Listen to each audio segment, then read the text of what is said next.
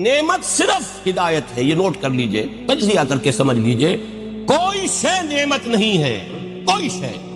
ना औलाद नेमत है, ना सेहत नेमत है, ना दौलत नेमत है, ना इख्तिदार नेमत है, अगर हिदायत साथ ना हो। हिदायत साथ हो तो हर शय नेमत है।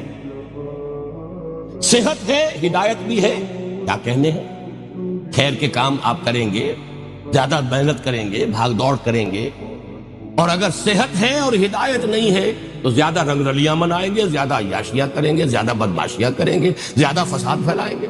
ये नेमत तो नई जहमत हो गई।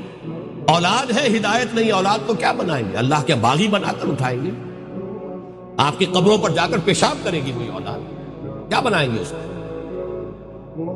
वो आपके लिए अल्लाह के यहां जहमत बन जाएगी वही औलाद। और औलाद दी है, आपको हिदायत दी, उसकी तरबियत सही की है आपने, तालीम उसको सही दी है, वो आपके लिए सदका जारिया बन जाएगी।